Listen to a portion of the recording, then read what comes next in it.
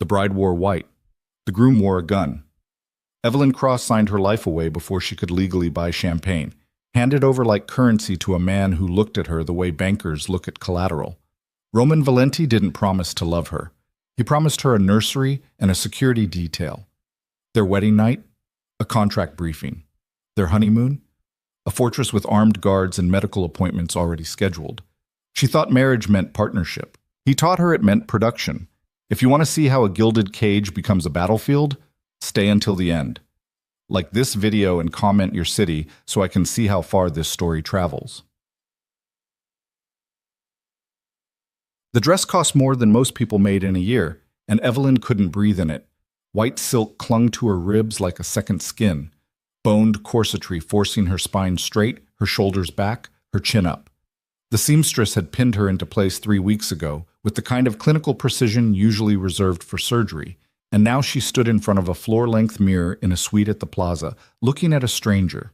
"You're beautiful," her mother said from somewhere behind her, voice brittle with something that wasn't quite pride. Evelyn didn't answer. Beautiful felt like the wrong word. Prepared, maybe. Packaged. Delivered. Her mother stepped closer, fingers cold as she adjusted the veil. Margaret Cross had the kind of face that photographs well.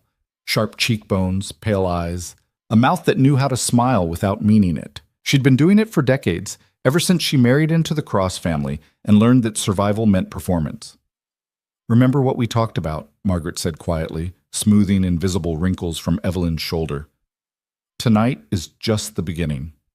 The hard part comes after." "The hard part," Evelyn repeated. Her voice sounded distant, like it belonged to someone else. "Producing an heir." Her mother said it the way other mothers might say doing your homework or cleaning your room. Matter of fact. Inevitable. "That's your job now. That's what this is for." Evelyn's stomach turned. She'd known, of course. No one had pretended this was a love match. The Cross family needed the Valenti alliance, needed their money, their muscle, their political reach. And the Valentis needed legitimacy, the kind that came with old money and older names. Evelyn was the transaction that made it all work. Still, hearing it said out loud like that, clinical and cold, made her feel like livestock. "I know," she managed. "Roman is not an easy man." Margaret's hands stilled on Evelyn's shoulders. "But he's practical. If you do what's expected, he'll take care of you. That's more than most women get." The door opened before Evelyn could respond. Her father stepped in, already dressed in his tuxedo, looking like he'd just come from closing a merger, which, in a way, he had. "Car's ready," Thomas Cross said. He barely glanced at his daughter. "We're on schedule." Margaret nodded, stepped back, smoothed her own dress. "She's ready." Thomas looked at Evelyn then, really looked, and for half a second something almost human crossed his face. Regret, maybe. Or just the discomfort of a man who'd spent 18 years treating his daughter like a chess piece and now had to move her off the board. "You understand what this means," he said. Not a question. "I understand. The family is counting on you." "I know." He nodded once, satisfied, and turned toward the door. Margaret followed. Neither of them hugged her. Neither of them said they loved her. By the time Evelyn walked out of that suite, trailing 6 feet of silk and lace, she felt like she'd already died, and this was just the funeral procession. The ceremony happened in a blur of organ music and camera flashes. The plaza's ballroom had been transformed into something out of a magazine spread. White roses everywhere, candles in crystal holders, silk draped from the ceiling like clouds. There were easily 300 people in attendance, all of them dressed like they were attending a coronation. Politicians, lawyers, business executives, and woven through the crowd like veins of darker blood, the unmistakable presence of Roman's people. Evelyn saw them as she walked down the aisle. Men in expensive suits with dead eyes and bulges under their jackets. Women dripping in diamonds, smiling with mouths that knew how to keep secrets. This wasn't just a wedding, it was a summit. A merger of two worlds that had been circling each other for years, waiting for the right moment to collide. And there, at the end of the aisle, was Roman Valenti. He was 32, tall and broad-shouldered, with the kind of face that would have been handsome if it wasn't so carefully empty. Dark hair, darker eyes, a jaw that looked like it had been carved out of something unforgiving. He wore his tuxedo like armor, and when Evelyn reached him, when her father placed her hand in his, Roman's grip was firm and completely impersonal. He didn't smile, didn't soften, just looked at her the way someone might look at a signed contract, acknowledging receipt, nothing more. The officiant spoke. Evelyn heard maybe half of it, something about love and honor and cherishing, words that meant nothing here, in this room, with this man. When it came time for vows, Roman's voice was steady and flat. I do. Evelyn's turn. Her mouth was dry. The room felt too hot, too bright, too full of watching eyes. I do. The kiss was brief, professional, and cold. Roman's mouth barely brushed hers before he pulled back, already turning toward the crowd. Applause erupted. Cameras flashed. Someone started playing music, something grand and orchestral, and just like that, it was done. Evelyn Cross was gone. In her place stood Evelyn Valenti, a woman she didn't recognize and wasn't sure she wanted to. The reception was worse. There were speeches. Her father talking about family and legacy, Roman's uncle saying something in Italian that got knowing laughs from half the room. There was dancing. Though Roman held her like she was made of glass, he didn't particularly care about breaking.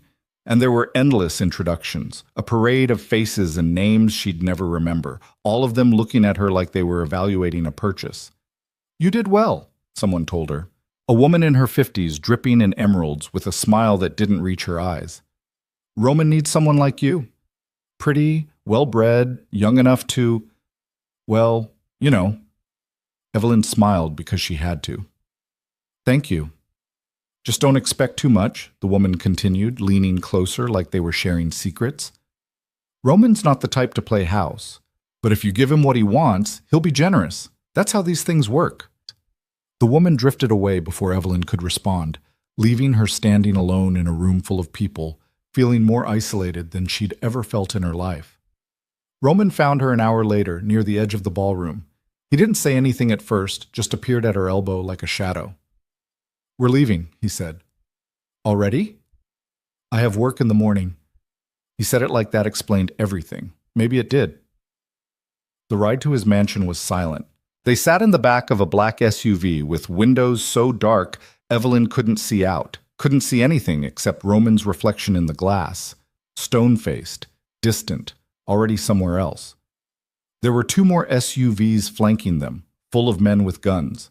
Security, she'd been told. Protection. It felt more like a convoy transporting a prisoner. The mansion was in Westchester, far enough from the city to feel like another world. They passed through gates that looked like they could stop a tank, drove up a long tree-lined driveway, and finally stopped in front of a house that could have been called a lot of things. Estate, compound, fortress. But home wasn't one of them. It was massive. Stone and glass and sharp angles lit up against the night sky like something out of a Gothic novel. Beautiful in a cold, intimidating way. Evelyn stared up at it as Roman opened her door, offered his hand to help her out. Welcome home, he said. The words were correct, but the tone was all wrong. He made it sound like a statement of fact, not a greeting. Inside was just as imposing. Marble floors, high ceilings, artwork that probably cost more than Evelyn's childhood home. Everything was clean and sharp and expensive, and none of it felt like anyone actually lived there. A housekeeper appeared, older woman, silver hair, kind eyes, and introduced herself as Maria.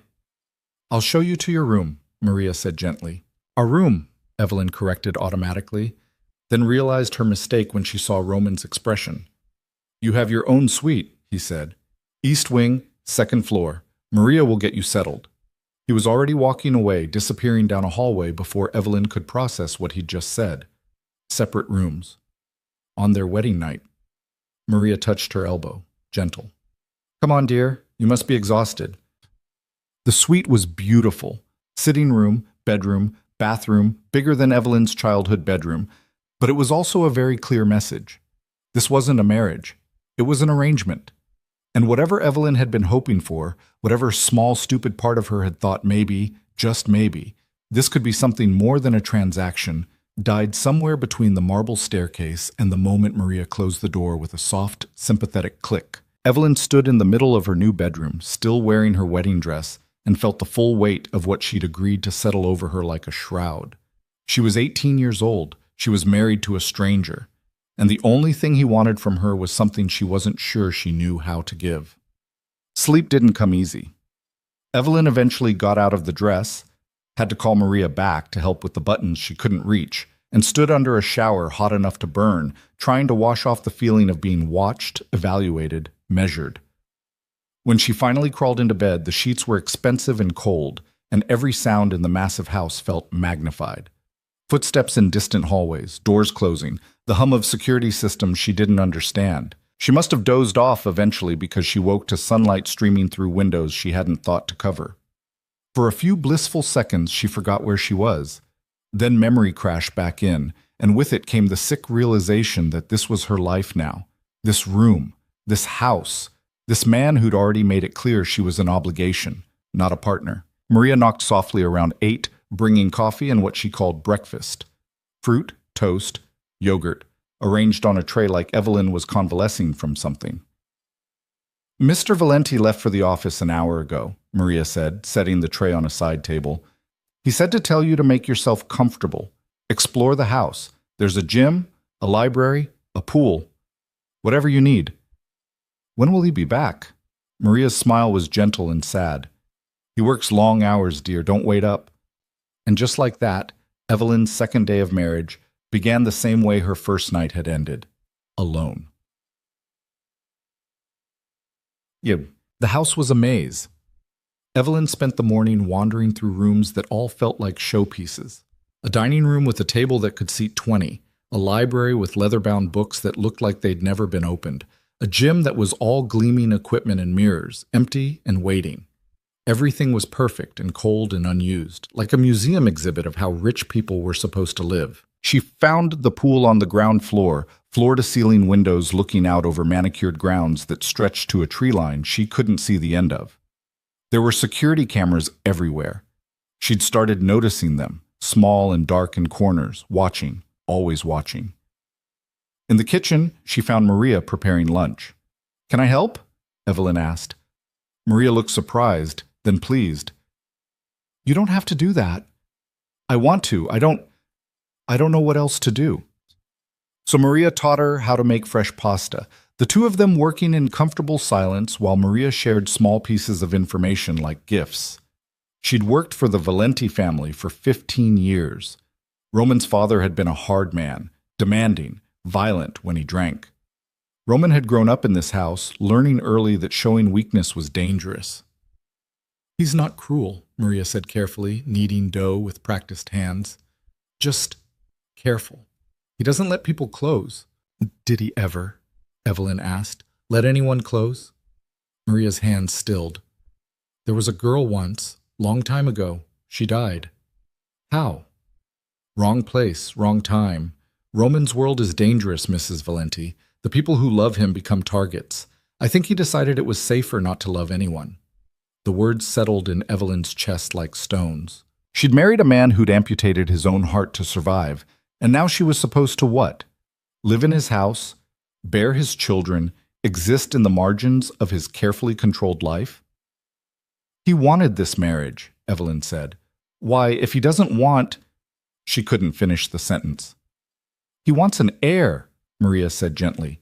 "Someone to carry on the family, the business. That's different from wanting a wife."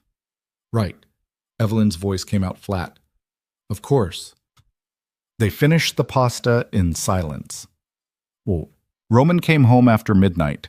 Evelyn knew because she was still awake, sitting in her sweet sitting room with a book she wasn't reading. She heard the cars pull up, heard the front door open and close, heard his footsteps on the stairs. They paused outside her door. For a long moment, nothing. Then they continued down the hall. He didn't knock, didn't check on her. Just went to his own room like she didn't exist. 3 days passed like that. Then a week. Roman left early, came home late, and the only time Evelyn saw him was at dinner, when he bothered to come home for it, where they sat at opposite ends of that massive table and made stilted conversation that went nowhere. "How was your day?" she'd ask. "Fine." He'd cut his steak with surgical precision. "Yours?" "Fine." And that was it. That was their marriage. Until the morning, Maria knocked on her door with a different kind of message. "Mr. Valenti wants to see you," she said. "In his study. Now." Evelyn's stomach dropped.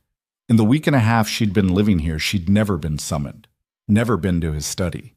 The sudden change felt ominous. She found him on the first floor, west wing, in a room lined with dark wood and darker secrets. He was standing behind a massive desk, still in his suit from whatever meeting he'd been in, and he wasn't alone. There was another man there, older, gray-haired, carrying a medical bag. "This is Dr. Reeves," Roman said without preamble. "He's going to examine you." Evelyn's blood went cold.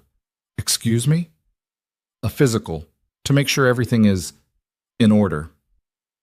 The clinical detachment in his voice, the way he said it like he was discussing a car inspection, made something snap in Evelyn's chest.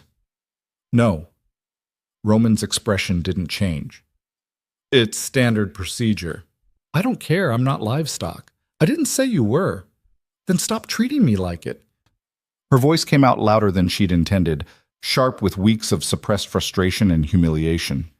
"You don't talk to me, you don't touch me, you barely look at me, and now you want me to submit to a medical exam like I'm some kind of—" "This is what you agreed to," Roman cut in, and for the first time since she'd met him, there was something other than ice in his voice. Heat, anger, barely controlled.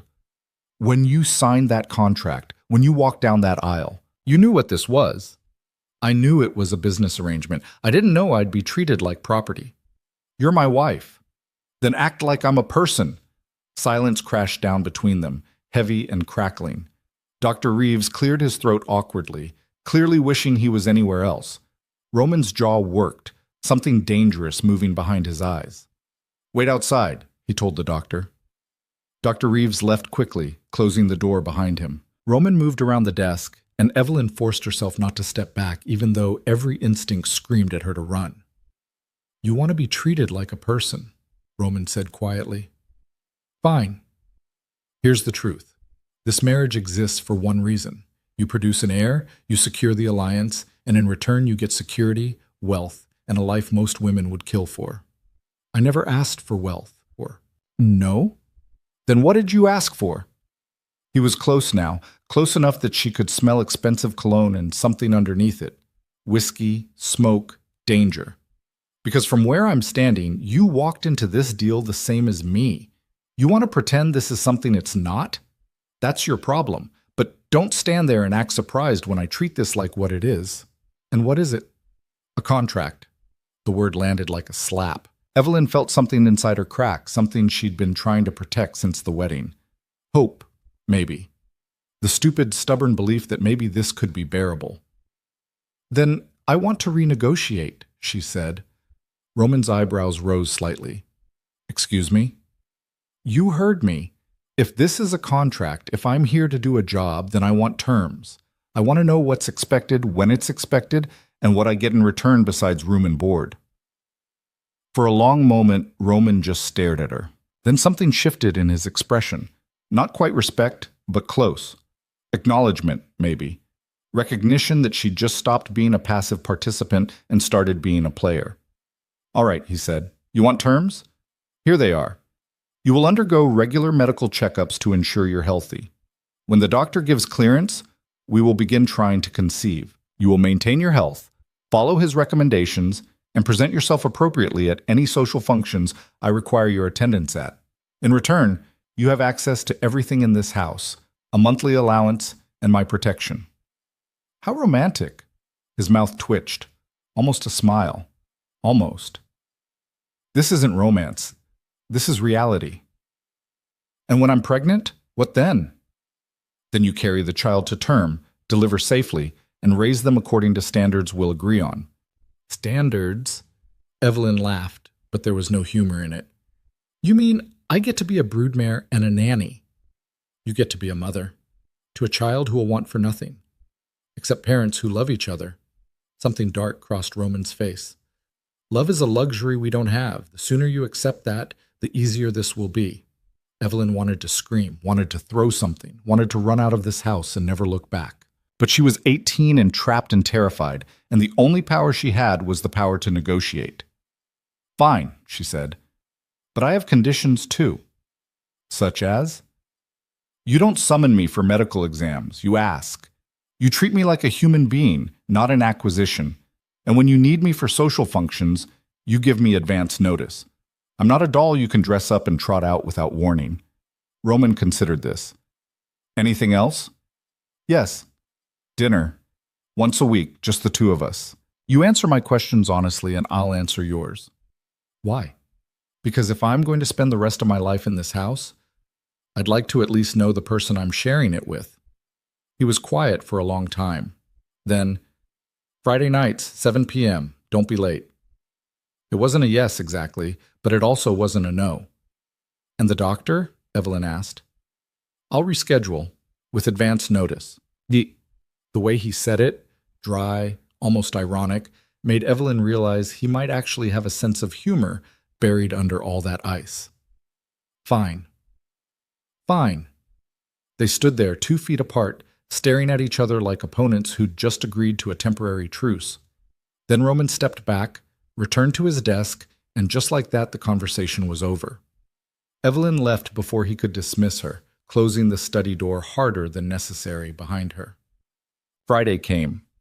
Evelyn spent the afternoon in her suite, trying to figure out what to wear to dinner with a husband who didn't want her. She settled on something simple, a black dress, heels, hair pulled back. Armor, basically.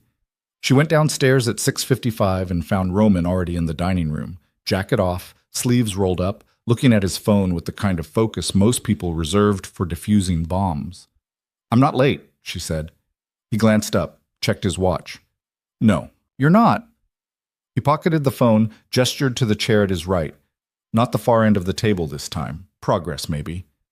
Maria had outdone herself. Some kind of Italian dish that smelled incredible, wine that probably cost more than a car.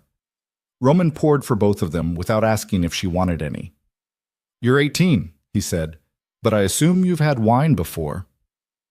My father let me have champagne at parties, for appearances. Of course. He raised his glass. 2 appearances. Evelyn clinked hers against his, took a sip. It was good, smooth and dark, and just bitter enough. They ate in silence for a few minutes. Then Roman surprised her by actually starting a conversation. Maria says you've been helping in the kitchen. Is that against the rules? No, I just didn't expect it. Why? Because rich girls don't know how to cook? Because most women in your position wouldn't bother. He cut his food with the same precision he seemed to apply to everything. They treat this place like a hotel. Maybe I'm not most women. No, Roman said, and something in his voice made Evelyn look up. You're not. It wasn't quite a compliment, but it felt close. Close enough that Evelyn didn't know what to do with it. You promised to answer questions, she said. I did. Why did you really want this marriage? When he started to answer, she cut him off. Not the alliance, not the heir, the real reason. Roman set down his fork, leaned back in his chair. For a long moment, she thought he wouldn't answer. Then, my father built an empire on blood and fear. When he died, I inherited it. The business, the reputation, the enemies, everything. But empires like ours don't last without legitimacy, without roots in something older than violence. Your family has that. History, reputation, connections that don't come from the barrel of a gun. This marriage gives me that. So I'm a coat of paint, making you look respectable, if you want to put it that way. And the heir? Insurance, succession, making sure that when I'm gone, everything I've built doesn't collapse. He picked up his wine, studied it like it held answers. My father taught me that the only thing that matters is legacy, what you leave behind. That's a lonely way to live. It's a realistic way to live. He met her eyes. Your turn. Why did you agree to this? Evelyn hadn't expected the question turned back on her. I didn't have much choice. Everyone has a choice. Not when your family's business is failing and the only thing keeping it afloat is an alliance with someone who has enough money and muscle to scare off the creditors. She took another sip of wine, felt it burn down her throat. My father made it very clear. Marry you or watch everything we have disappear. So you sacrificed yourself. Don't make it sound noble. I was terrified. Are you still? The question caught her off guard. Was she? Terrified of Roman, of this house, of the future stretching out in front of her like a prison sentence? Yes, she admitted, but I'm also angry, and I'm tired of being treated like I don't matter. Roman nodded slowly, like she'd just confirmed something he'd suspected. Fair enough. They finished dinner with something that felt almost like a conversation.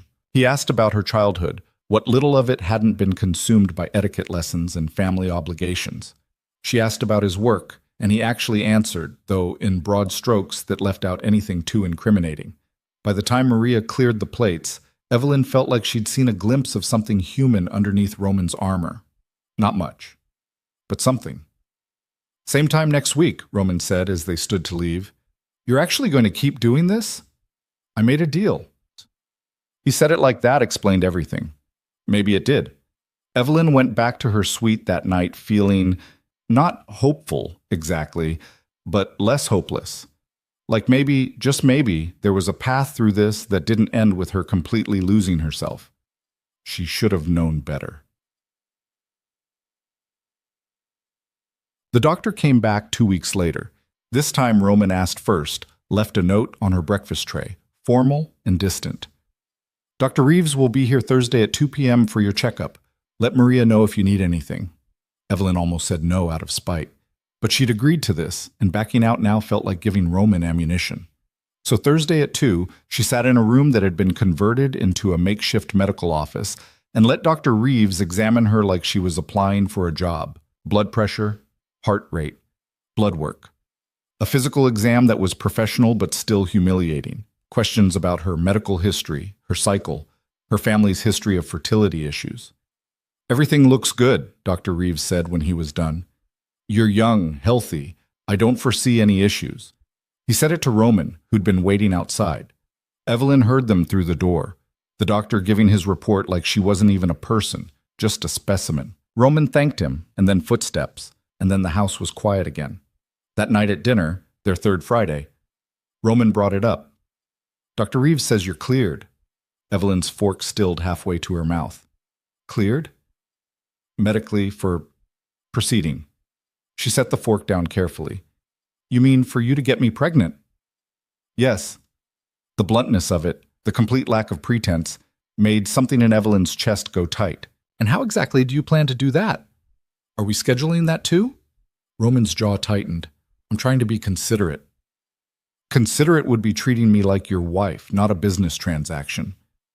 You are a business transaction. The words hung between them, ugly and true. Evelyn felt something inside her crack wider, that fragile hope she'd been nurturing shatter into smaller and smaller pieces. Fine, she said. Then let's get it over with. Roman looked at her for a long moment. Then he stood, held out his hand. Come with me. She didn't want to take it, didn't want to follow him up the stairs to his suite, didn't want to be in his bedroom with its massive bed and cold furniture and complete lack of anything personal. But she'd agreed to this. She'd signed the contract. So she took his hand, cold and impersonal, and followed him. Okay, it was clinical. That was the only word for it. Roman touched her like she was fragile and temporary, like he was completing a task he found distasteful but necessary. There was no tenderness, no warmth, just mechanical precision and grim determination. When it was over, he rolled away, put his back to her, and said, You can go back to your room now. Evelyn lay there for a moment, staring at the ceiling, feeling more alone than she'd ever felt in her life. Then she got up, gathered her clothes, and walked back to her own suite without saying a word. She cried that night, quietly, into her pillow where no one could hear her. Not because it had hurt. It hadn't, not really. But because this was her life now. This cold, empty transaction was what she'd signed up for, what she'd agreed to, and there was no way out. 3 weeks later, she took a pregnancy test. It was positive. Evelyn told Roman at dinner. She'd spent all day trying to figure out how to say it, rehearsing different approaches, but in the end, she just blurted it out between the salad and the main course. I'm pregnant. Roman's fork paused. He set it down carefully, looked at her with an expression she couldn't read. You're sure? I took 3 tests. They were all positive. I have an appointment with Dr. Reeves next week to confirm. Good. He picked up his wine, took a sip. That's good. That was it. No celebration. No acknowledgement that this was supposed to be a momentous occasion. Just good, like she'd told him the car had been washed or dinner was ready. Evelyn felt something inside her go numb. Yeah, she said. Good. The rest of dinner passed in silence. When it was over, Roman went to his study. Evelyn went to her suite. And somewhere in the massive empty space between them, the last fragile thread of connection snapped. She was pregnant with his child, living in his house, carrying his name, and she'd never felt more alone. The doctor confirmed it a week later with blood work and an ultrasound that showed something the size of a grain of rice. Evelyn stared at the grainy black and white image while Dr. Reeves explained gestational timelines and prenatal vitamins and things she should avoid. Roman stood against the wall, arms crossed, watching the monitor like it was displaying stock prices. Everything looks normal, Dr. Reeves said, but given the importance of this pregnancy, I'd recommend weekly checkups for the first trimester, just to be safe. Whatever you think is necessary, Roman said. Evelyn wanted to ask if she got a say in this, but she already knew the answer. The baby wasn't hers.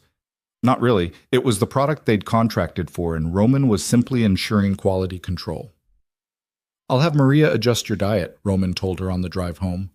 More protein, less caffeine, doctor. Reeves will send over a list. I can read a pregnancy book. I'd rather trust a professional. I'm the one who's pregnant, and I'm the one making sure nothing goes wrong. He said it without heat, just flat certainty. Like her opinion was a minor variable he'd already accounted for and dismissed. Evelyn turned to look out the window, watching Westchester roll past in a blur of expensive houses and manicured lawns. 6 months ago, she'd been planning for college. Now she was 19, married, pregnant, and angrier than she'd ever been in her life. The house felt smaller after that. Or maybe Evelyn just felt more trapped. Maria started following Dr. Reeves' instructions with the kind of militant precision usually reserved for heads of state: portion-controlled meals, scheduled rest periods, daily walks around the grounds with one of Roman's security guards trailing 20 feet behind like she might make a run for it. It's for your safety, Maria said when Evelyn complained. I'm walking in circles in my own yard. Mr. Valenti's orders. Everything was Mr. Valenti's orders now. What she ate, when she slept, which parts of the house she could access. The gym was off limits, too much risk. The pool too. Even the library had certain sections that were suddenly closed off, doors locked without explanation. Evelyn started testing boundaries just to see what would happen. She stayed up past her assigned bedtime reading. She skipped a scheduled rest period to help Maria in the kitchen. Small rebellions that felt pathetic even as she committed them. Roman noticed. You're not following the schedule, he said at dinner 2 weeks into the new regime. I'm pregnant, not sick. Dr. Reeves was very clear about the importance of routine. Dr. Reeves isn't the one living like a prisoner. Roman's fork paused. He set it down with careful precision. You think you're a prisoner? I think I haven't left this property in a month. I think I can't walk 10 feet without someone following me. I think you've turned this into a medical facility instead of a home. I'm protecting my investment. The words landed like a punch. Evelyn felt her face go hot, her hands clenching under the table. Your investment. That's what this is. No. This is a baby. Your baby. Our baby, whether you want to pretend otherwise or not. Something flickered across Roman's face, too fast to read, gone before she could name it.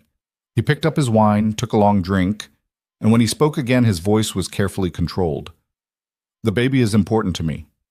That's why I'm being careful. You're being controlling. I'm being practical. You're being cruel. The silence that followed was sharp enough to cut. Roman stood abruptly, his chair scraping against the floor. I have work to do, he said, and left before Evelyn could respond. She sat alone at the table, staring at her half-eaten dinner, and tried very hard not to cry. She was tired of crying, tired of feeling small and powerless and trapped, but she didn't know what else to do. Maria appeared in the doorway, quiet as always. Come on, dear, let's get you to bed. I'm not tired. Then we'll sit in your room and talk. Come on. Evelyn followed because there was nothing else to do. Maria helped her upstairs, settled her on the couch in her sweet sitting room, and brought tea that smelled like chamomile and something else Evelyn couldn't identify. "He's not trying to hurt you," Maria said after a while. "Could have fooled me." "He's scared." Evelyn laughed, sharp and bitter. "Roman Valenti doesn't get scared. Everyone gets scared. They just show it differently." Maria poured herself tea, settled into the opposite chair. His mother died when he was 8, complications from childbirth with his younger brother. The brother died too. Mr. Valenti, Roman's father, blamed her, said she'd been careless, hadn't followed instructions. Roman grew up thinking that pregnancy was dangerous, that one mistake could cost everything. The words settled over Evelyn like a weight. She'd known Roman's mother was dead, but she hadn't known how, hadn't known there'd been a brother who never made it. "That's not my fault," she said quietly. "No, but you're carrying his child, and he's terrified history will repeat itself. So he tries to control everything, make it safe, make it certain." Maria's smile was sad. "It's not right, but it's all he knows." Evelyn stared into her tea. "What am I supposed to do with that?" "Whatever you want, dear. But maybe understanding why he's like this makes it a little easier to bear." It didn't, not really. But later, lying in bed with her hand on her stomach where nothing showed yet, but everything was changing, Evelyn thought about an 8-year-old boy watching his mother die and decided that maybe Roman wasn't just cruel. Maybe he was damaged in ways that made cruelty feel like protection. It didn't excuse anything, but it explained some things. The weekly checkups continued. Every Thursday at 2, doctor. Reeves would arrive with his equipment and his kind eyes and his professional demeanor that made Evelyn feel like a specimen. Roman always attended, standing against the wall with his arms crossed, listening to the doctor recite vitals and measurements like they were quarterly earnings. Week 8, the baby had a heartbeat. Evelyn heard it through the ultrasound monitor, fast and fluttering, impossibly fragile. She looked over at Roman to see if he felt it too, that sudden overwhelming reality of what they'd created, but his face was carefully blank. "Strong heartbeat," Dr. Reeves said. "That's good." "And the risk factors?" Roman asked. "At this stage, still elevated. The next month is critical. If we can get to 12 weeks without complications, we'll be in much better shape." Roman nodded. "What else should we be doing?" "Continue current protocols. No stress, adequate rest, proper nutrition. Mrs. Valenti seems to be tolerating everything well."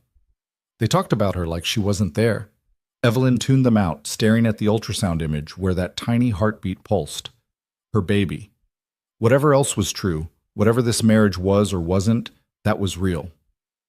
After the doctor left, Roman found her in the library. She'd started spending more time there despite the locked sections, reading everything she could get her hands on just to have something to do. "You okay?" he asked. Evelyn looked up, surprised. He almost never checked on her outside of scheduled interactions. "Fine." The heartbeat was strong. "I heard." He stood there awkwardly, like he didn't know what to do with himself. Then, "Do you need anything?" The question was so unexpected that Evelyn didn't know how to answer. Did she need anything? She needed freedom. She needed choices. She needed to feel like a person instead of an incubator. But those weren't things Roman could give her. "No," she said. "I'm fine." He nodded and left. Evelyn went back to her book and tried not to think about the fact that hearing their baby's heartbeat together should have been a moment they shared, not something that happened in separate silences. Week 10, morning sickness hit like a freight train. Evelyn spent 3 days barely able to keep water down, and Maria hovered like a worried hen while Dr. Reeves prescribed anti-nausea medication and bland foods and more rest. Roman appeared in her suite on the 3rd day, still in his suit from work, looking uncomfortable and out of place. "Maria says you're not eating." Evelyn was curled on her bathroom floor, too exhausted to move. "I'm trying."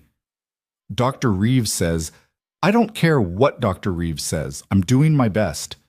He crouched beside her, and for the first time since their wedding night, Roman touched her without clinical detachment. His hand settled on her shoulder, warm and solid. "What can I do?" he asked. The question was so simple and so impossible that Evelyn almost laughed. Unless you can take over being pregnant, nothing. There has to be something. There isn't. This is just how it works. He stayed there for a moment, hand still on her shoulder, and Evelyn felt something shift. Not much, but something. Like maybe beneath all the control and distance, there was a person who actually gave a damn whether she was suffering. "I'll have Maria bring ginger tea," he said finally. "My mother used to swear by it." It was the first time he'd mentioned his mother voluntarily. Evelyn looked up at him, saw something raw in his expression before he shuddered it away. "Okay," she said. "Thank you." He nodded and left, and 10 minutes later Maria appeared with tea that actually helped. Evelyn sipped it slowly, tasting ginger and honey, and something that felt almost like care. The sickness passed eventually, replaced by a bone-deep exhaustion that made even reading feel like too much effort. Evelyn slept more than she'd ever slept in her life, and when she was awake, she felt like she was moving through water. "It's normal," Dr. Reeves assured her. "First trimester fatigue. It should ease up in a few weeks." It did, slowly. By week 12, Evelyn felt almost human again. The baby was the size of a plum now, and her body was starting to change in small ways. Her jeans didn't quite fit right. Her breasts were tender. She couldn't stomach coffee anymore, even though she'd been allowed 1 cup a day. Roman noticed. "You're showing," he said at dinner one Friday. Evelyn looked down. She'd changed into looser clothes, but yeah, there was a small swell where there hadn't been before. "Little bit. We should schedule a shopping trip. You'll need new clothes." "I can order online." "It would be good for you to get out of the house." That made her look up. In 3 months, Roman had never once suggested she leave the property. "Are you serious?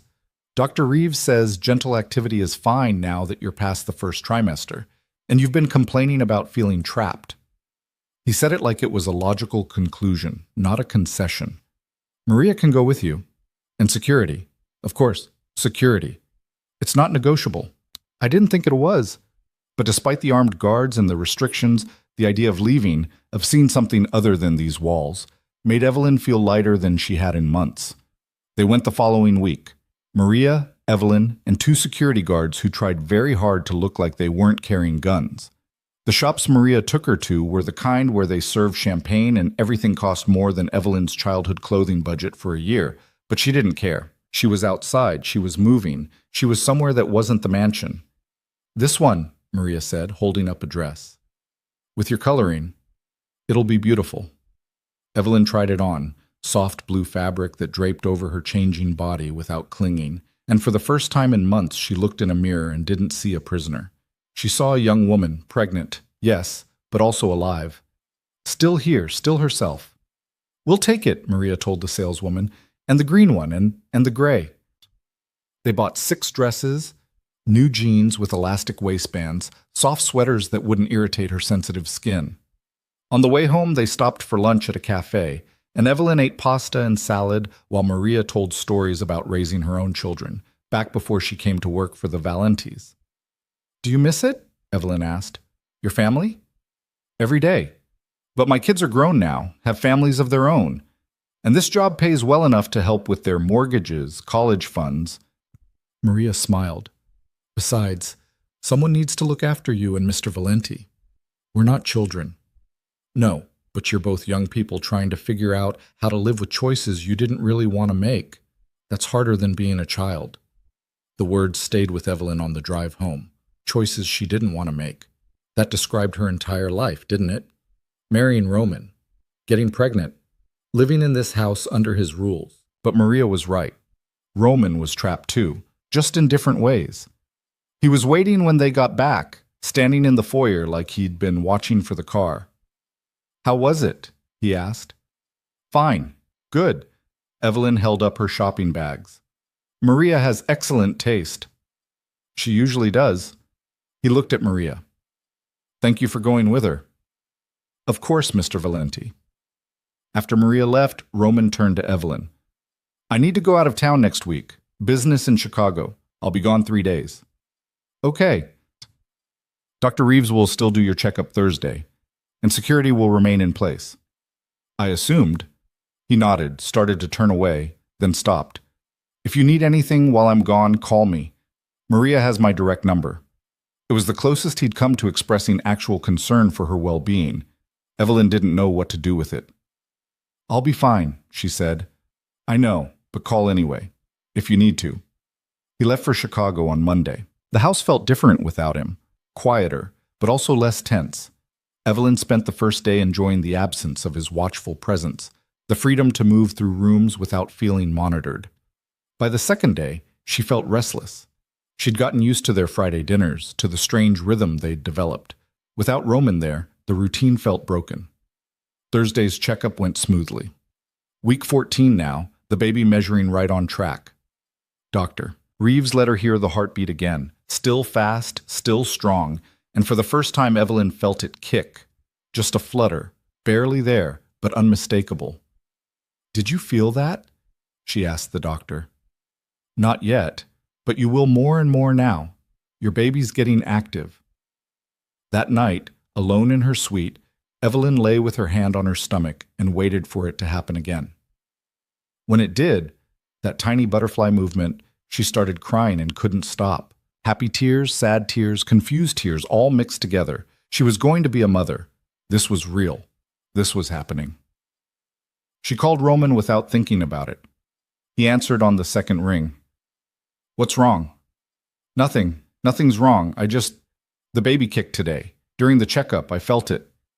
Silence on the other end, then, "That's good. That's normal, right?" "Yeah, Dr. Reeves said it's normal. It felt real, for the first time." More silence. Evelyn almost hung up, embarrassed that she'd called him for something so small. "I'm glad you told me," Roman said finally. "Thank you." "You're welcome. I'll be home tomorrow evening. We can talk about it more then." He hung up before she could respond, but Evelyn didn't mind. For the first time since this whole thing started, they'd had a conversation that felt almost normal.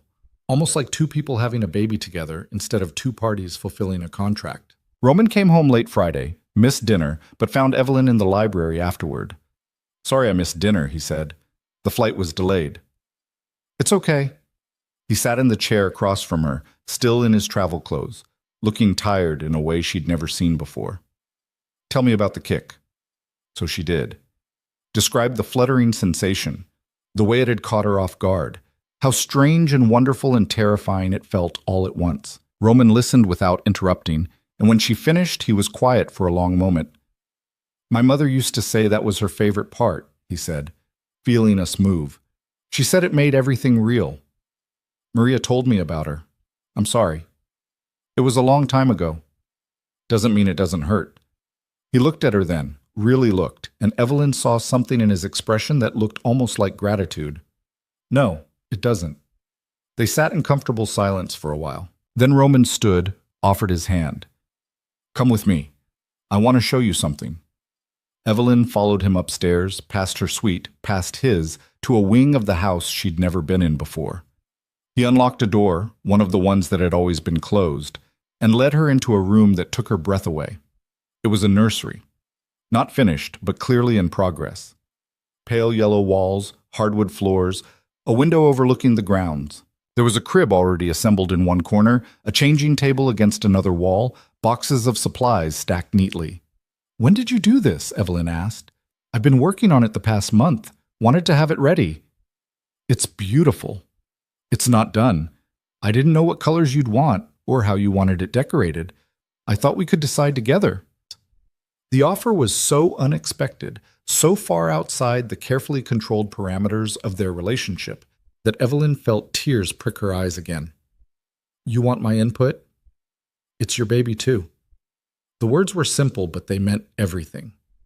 Evelyn walked around the room, trailing her fingers over furniture and imagining what it would look like finished. A baby in that crib. A life starting here, in this room, in this house, that was slowly starting to feel less like a prison. "Yellow is good," she said. "We could do white furniture, maybe some gray accents. Nothing too dark. I'll have the decorator come next week. You can work with her directly." "Really? Really?" Roman leaned against the doorframe, watching her. "I know I've been difficult, controlling. I'm trying to do better." "Why?" "Because Maria's right. You're not just carrying my baby. You're my wife, and I've been treating you like you're neither." He ran a hand through his hair, frustrated. "I don't know how to do this, the marriage part, the partnership part, but I'm trying." Evelyn wanted to believe him, wanted to think that maybe, finally, they were turning a corner, but she'd been disappointed too many times to trust easily. "Trying is good," she said carefully, "but I need more than trying. I need you to actually let me in. Stop treating me like something fragile that might break if you get too close." "What if you do break?" "Then I break, but at least I'll have lived first." Roman nodded slowly, like he was processing something difficult. Then he pushed off the doorframe, crossed the room to where she stood. "Okay," he said. "No more locked doors, no more secrets. You want in? You're in. Even the dangerous parts? Especially those." It felt like a promise, or maybe a threat. With Roman, it was hard to tell the difference. But standing there in the unfinished nursery with his hand extended and something almost like hope in his eyes, Evelyn decided to take the risk. She took his hand. The decorator arrived Tuesday morning with fabric swatches and paint samples and enough enthusiasm to power a small city. Her name was Patricia. She was probably 50, and she treated the nursery like it was the Sistine Chapel. "We want it warm but not overwhelming," she said, spreading samples across the floor. "Gender-neutral works beautifully with yellows and grays. We can add pops of color with artwork, maybe some nature themes. Animals are always lovely." Evelyn knelt beside her, running her fingers over soft cottons and linens. For the first time since moving into this house, someone was asking her opinion about something that mattered. "I like this one," she said, holding up a fabric with tiny elephants printed on cream-colored background. "Is it too childish?" "It's a nursery, dear.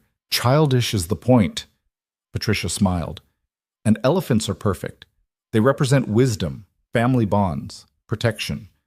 They spent 3 hours going through options. Roman appeared halfway through, still in his work clothes, and instead of just observing like Evelyn expected, he sat down and actually participated. "Not that green," he said when Patricia held up a sample. "Too dark." "What about this sage?" Patricia countered. "Better. What do you think?" He directed the question to Evelyn. "I like it. With the gray and cream, it'll be soft." They settled on a palette. Butter yellow walls, white furniture, sage green and gray accents, warm wood floors. Patricia took notes, promised samples would arrive by Friday, and left with the kind of energy that made Evelyn tired just watching. "She's intense," Evelyn said when the door closed behind her. "She's the best. Designed half the houses in Westchester." Roman loosened his tie, looking more relaxed than she'd seen him in weeks. "You did good. The room's going to look great." "We did good. You picked the sage." "Yeah, well, teamwork." He said it like the word was foreign, which maybe it was. That Friday at dinner, Roman brought up something Evelyn hadn't expected. "There's a charity gala next month. My family sponsors it every year. I need you there." Evelyn set down her fork. "What kind of gala?" "The kind where people with too much money pretend to care about causes while networking and making deals."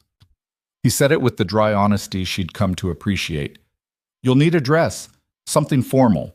Patricia can help if you want." "Will I be showing by then?" "Probably. We'll work around it." "And what exactly am I supposed to do at this thing?" "Smile, make small talk, look like we're a happy couple." Roman took a drink of his wine. "People will ask about the baby. We need a unified story." "Which is what?" "That we're thrilled, that everything's going well, that we're building a life together." "So we lie.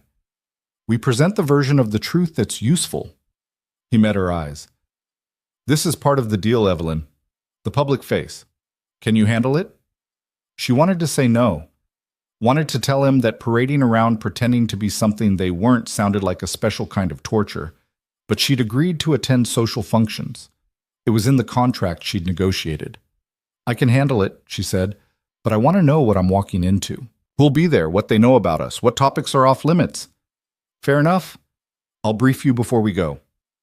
The gala became something to prepare for, a deadline that gave structure to the following weeks.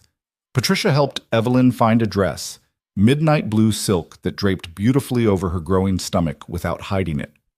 Maria taught her how to navigate formal place settings and remember names and deflect personal questions with grace. Roman drilled her on key players in his world, the politicians he did business with, the families he was allied with, the ones he was actively at war with, but had to be civil to in public. It was like learning a language where every word had 3 meanings, and saying the wrong thing could get someone killed. "Antonio Marchetti will be there," Roman said one evening, showing her a photo. Older man, silver hair, expensive suit, eyes like a shark. He runs the Eastern Territories. We have an understanding, but he's been pushing boundaries lately. If he approaches you, be polite, but don't engage beyond pleasantries. What kind of boundaries? The kind that involve territory I've already claimed. Roman's jaw tightened. He's testing me, seeing if the marriage made me soft. Did it? No, but he doesn't know that yet. Evelyn studied the photo. What happens if he pushes too hard? Then I push back harder. The casual way he said it, like violence was just another business strategy, reminded Evelyn exactly what world she'd married into. Roman wasn't just wealthy, he was dangerous. And the people at this gala would be too. I'm scared, she admitted. Good. Fear keeps you careful. Roman took the photo back. But you'll be fine. Just stay close to me, don't wander off, and trust your instincts. Someone feels wrong, you tell me.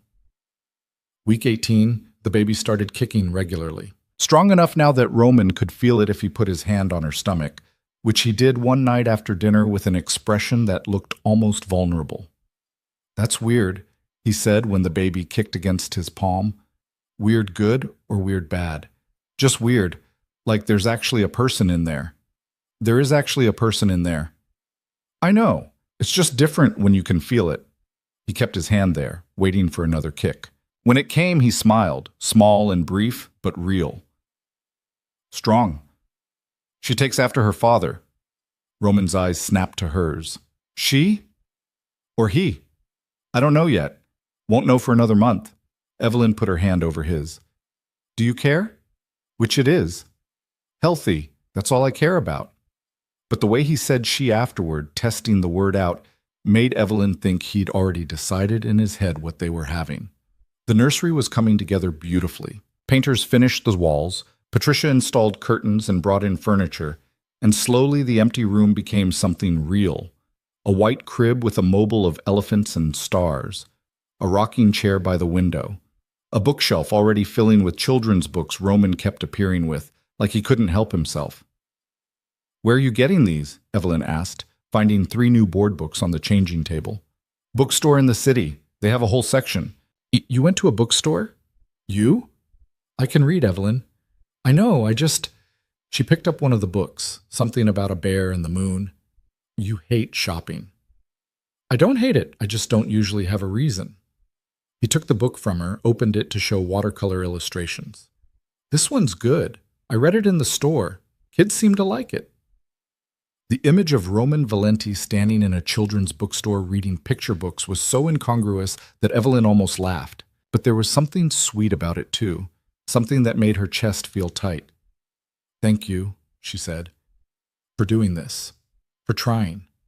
I'm not just trying, I'm succeeding. He said it with the same confidence he brought to business deals, and maybe that was the problem. Roman didn't know how to do anything halfway. The night of the gala arrived faster than Evelyn wanted.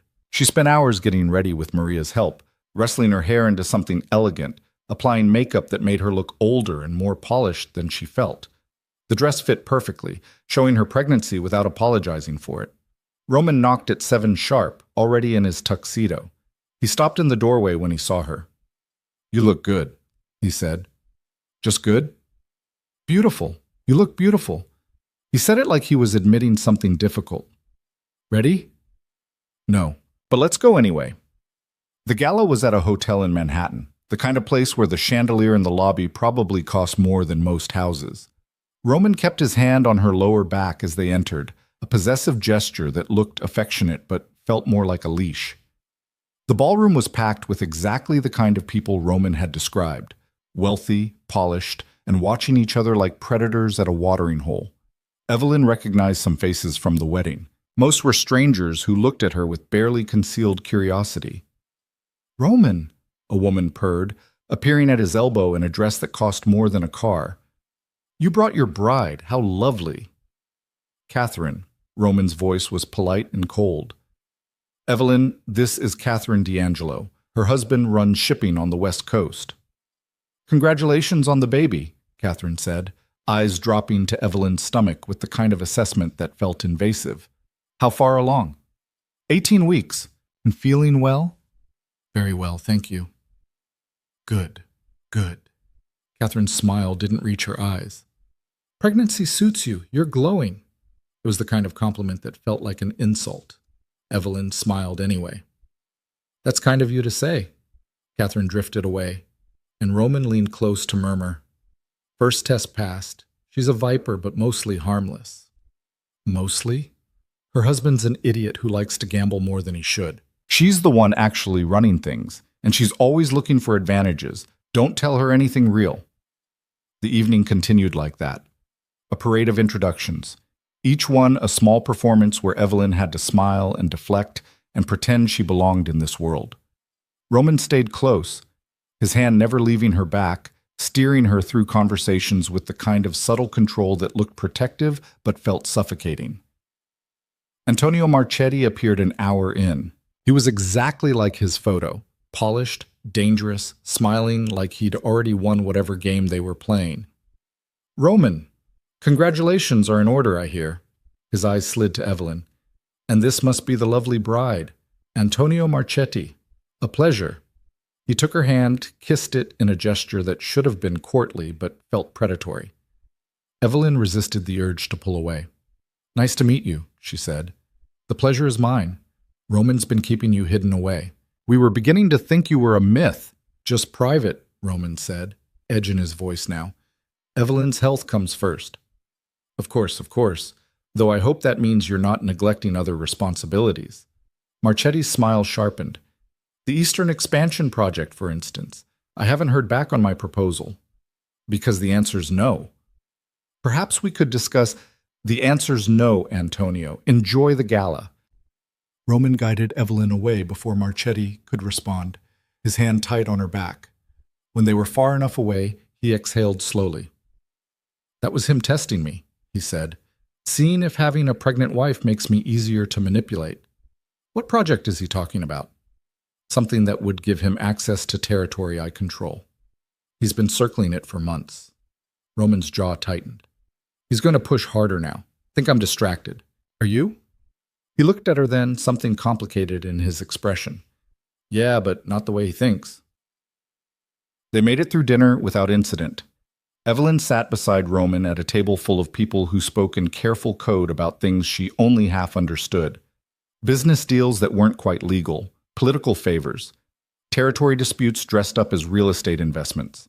She was exhausted by the time dessert arrived, her back aching and her feet screaming in heels she wasn't used to wearing anymore. Roman noticed. We can leave after the speeches, he said quietly. I'm fine. You're in pain, I can tell. It's just my back. The baby's getting heavy. His hand moved to her lower back, pressing gently where it hurt most. The relief was immediate. Evelyn leaned into the touch without thinking, and Roman kept his hand there through the rest of dinner, rubbing small circles that probably looked affectionate to anyone watching. Maybe that was the point. Maybe it was all performance. But it felt real. The speeches started after dessert. Charity organizers thanking donors, a local politician saying words that meant nothing, Roman himself taking the microphone to talk about his family's commitment to the community. He was good at it, smooth and confident, saying exactly what people wanted to hear without promising anything concrete. When he returned to the table, Evelyn squeezed his hand. Good speech. Liar. It was boring as hell. It was appropriately boring for the occasion. He almost smiled. Almost. They left shortly after, Roman guiding her out through a side exit, where a car was already waiting. The drive home was quiet, both of them too tired to talk. Evelyn kicked off her heels as soon as they were in the car, groaning with relief. Never again, she muttered. You did well tonight. Better than I expected. Should I be insulted by that? It was a compliment. Those people are sharks. You held your own. Evelyn leaned her head against the window, watching the city blur past. Marchetti scared me. Good instincts. He's dangerous. More dangerous than you? Roman was quiet for a moment. Different kind of dangerous. I have lines I won't cross. He doesn't. What lines? The ones that matter. It wasn't really an answer, but Evelyn was too tired to push. When they got home, she went straight to her suite and changed into comfortable clothes. She was about to get into bed when someone knocked. Roman stood in the doorway, out of his tuxedo and into casual clothes that made him look younger, less intimidating. "You're back," he said. "It's still hurting." "How do you know?" "You're moving like it is. Come here." He led her to the couch, had her sit, and before she could protest, his hands were on her back, working the knots out of her muscles, with surprising gentleness. Evelyn bit back a groan. "Where'd you learn to do this?" she asked. "Physical therapist after I got shot a few years ago. Taught me pressure points." His thumbs dug into a particularly tight spot, and Evelyn hissed, "Sorry." "Better?" "Yeah." "What do you mean you got shot?" "Exactly what it sounds like. Shoulder. Healed fine." He said it so casually, like getting shot was just an occupational hazard, which in his world it probably was. Evelyn tried to process that, tried to reconcile this man giving her a back rub with someone who'd survived a gunshot wound. "Does it still hurt?" she asked. "Sometimes. When it rains." His hands moved lower, working the muscles along her spine. "You did good tonight. Meant to say that earlier." "You did say it. I meant to say it better. You were perfect. Exactly what I needed." The words should have felt transactional, should have reminded her that this was all performance, that she was playing a role. But the way Roman said it, quiet and honest, made it feel like more. "Thank you," she said. He finished the massage in silence, then stood. "Get some sleep. You're exhausted." "Roman?" "Yeah?" "Thanks. For tonight. For staying close. I know it was work, but it wasn't just work." He said it quickly, like the admission cost him something. "Get some rest." He left before she could respond, and Evelyn sat there alone trying to figure out what had just happened. They'd gone to a gala, they'd played their parts. But somewhere in there, something had shifted. She could feel it, but couldn't name it. The next morning, Maria brought breakfast with news. "Mr. Valenti left early for the office, but wanted me to tell you he'll be home for dinner. And this came for you." She handed Evelyn a small box. Inside was a bracelet, delicate gold chain with a tiny elephant charm. The note was brief. "Saw this yesterday. Thought you'd like it." For Evelyn turned the bracelet over in her hands, something warm spreading through her chest. He'd been thinking about her, had seen something and bought it just because. It was such a small thing, but it felt enormous.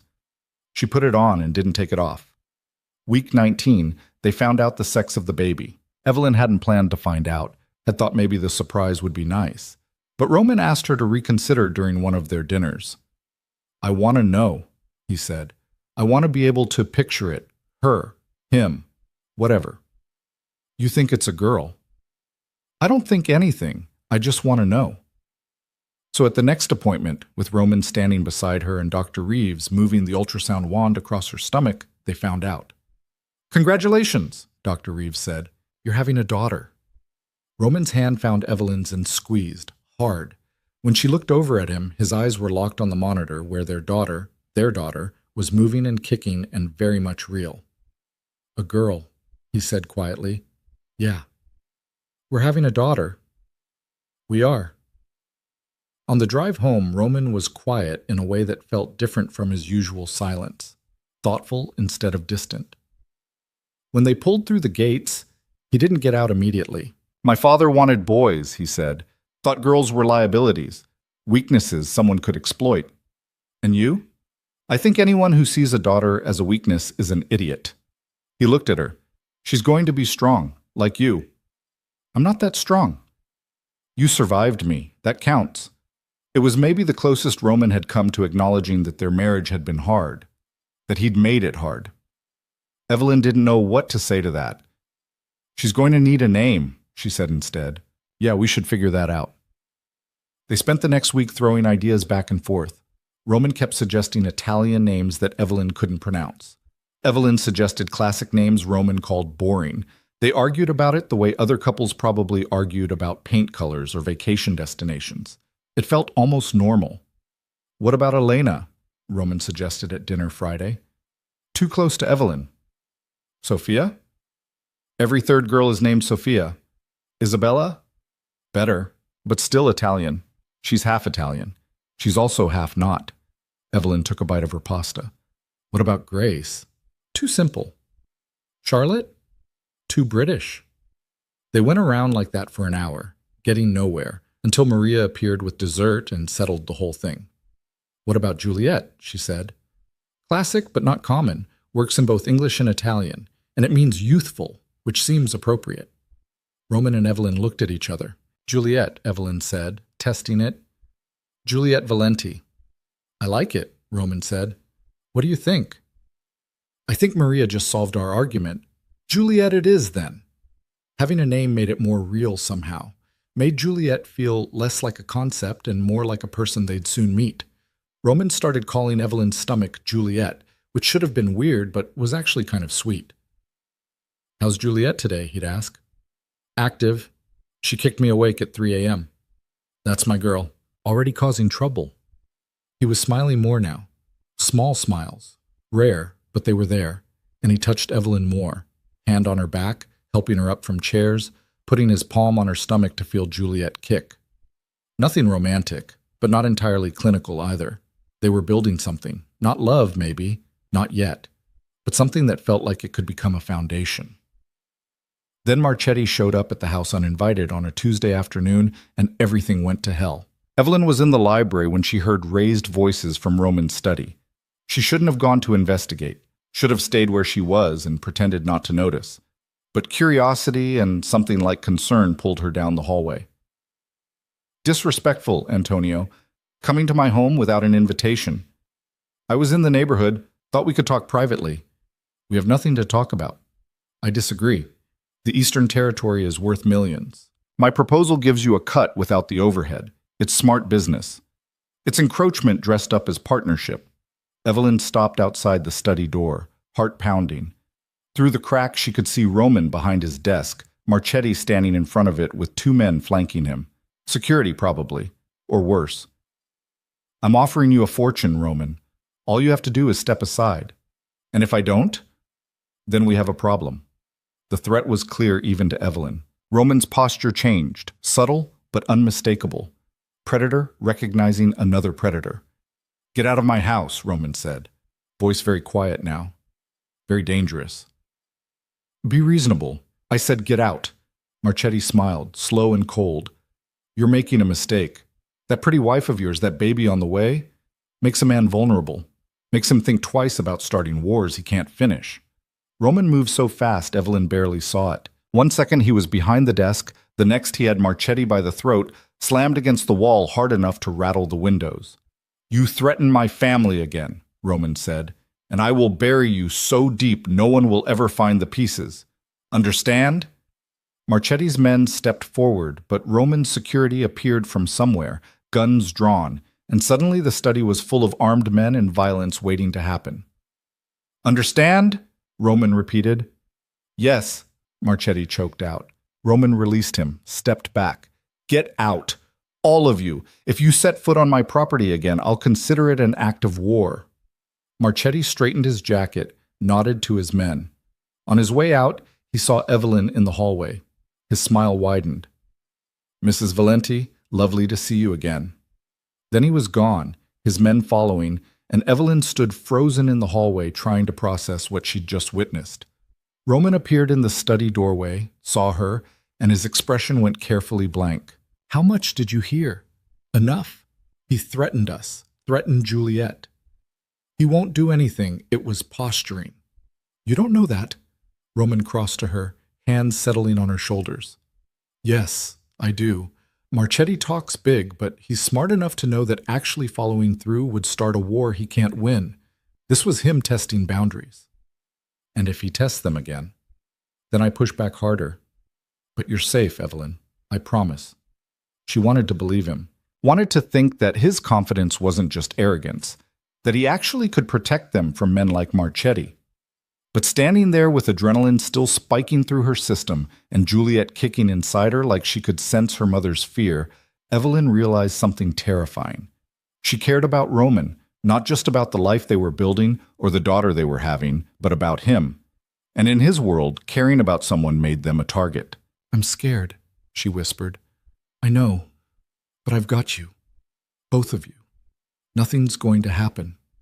He pulled her into a hug, the first real embrace they'd shared since their wedding, and Evelyn let herself lean into it.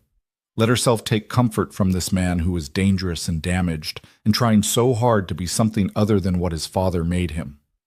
"Promise me," she said against his chest. "I promise."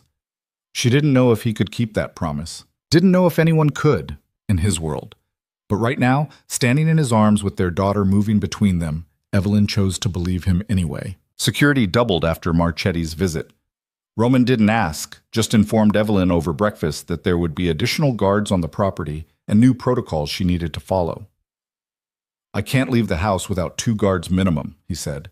"Neither can you. No exceptions." "For how long?" "Until Marchetti backs off or I deal with him permanently." The way he said permanently made Evelyn's stomach twist. "What does that mean?" "It means I'm handling it. You don't need to worry about the details." "You just told me no more secrets." Roman set down his coffee, jaw tight. "This isn't a secret. It's me protecting you from parts of my business you don't need to be involved in." "Except I am involved. He threatened our daughter." "Which is why I'm handling it." They stared at each other across the breakfast table, and Evelyn felt the fragile trust they'd been building start to crack. Roman was shutting her out again, making decisions without her, treating her like she was too delicate to handle reality. "I'm not a child," she said. "I never said you were." "Then stop treating me like one. If we're in danger, I deserve to know what's happening." Roman stood abruptly, the chair scraping against the floor. "What's happening is I have a rival who's getting bold, and I need to remind him why that's a bad idea. That's all you need to know."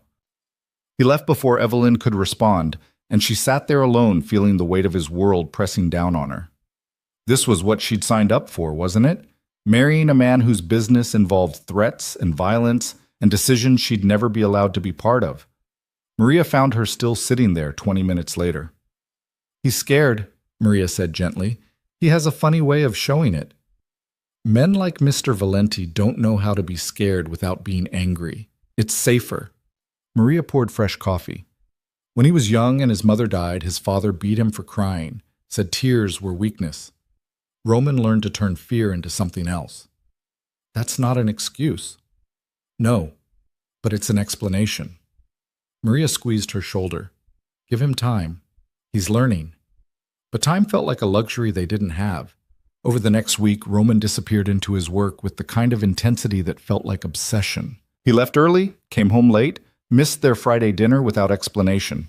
When Evelyn did see him, he was on the phone speaking rapid Italian with people whose names she didn't recognize.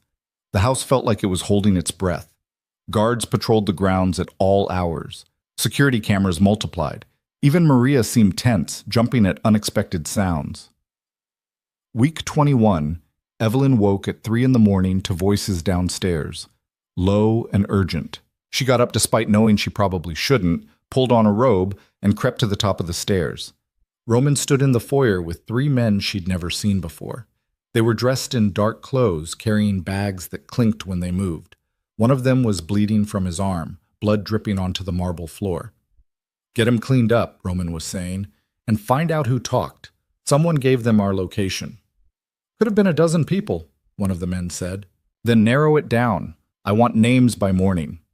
They dispersed, and Roman stood alone in the foyer looking exhausted and dangerous. That's when he saw Evelyn on the stairs. "Go back to bed," he said. "What happened?" "Nothing you need to worry about." "Roman, please, don't do this." He climbed the stairs slowly, and when he reached her, Evelyn could see the strain in his face. Whatever had happened tonight, it had cost him something. "Marchetti made a move," Roman said quietly. "Hit one of my operations downtown. We pushed back, that's all." "Is it over?" "No, it's just starting." The admission hung between them. Evelyn felt Juliet kick, hard, like she could sense the tension. "What do we do?" Evelyn asked. "We keep you safe. That's priority 1.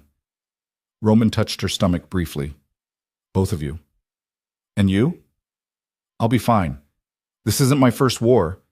But the way he said it, resigned, almost sad, made Evelyn wonder how many wars one person could survive before they stopped being fine at all. The next morning, Roman had a plan. He explained it over breakfast with the kind of clinical detachment he used when discussing business deals. "There's a safe house upstate, secure location, full staff, better protection than here. I want you there until this is resolved. Evelyn's fork stilled. You want me to leave? I want you safe. This is my home. This is a target right now. The safe house isn't. And what about you? I'll be here, dealing with Marchetti. Evelyn set down her fork, anger rising in her chest. So you ship me off somewhere while you do what? Start a war? Get yourself killed? I'm not going to get killed. You can't promise that. I can promise that sending you away is the smartest move right now. Roman leaned forward.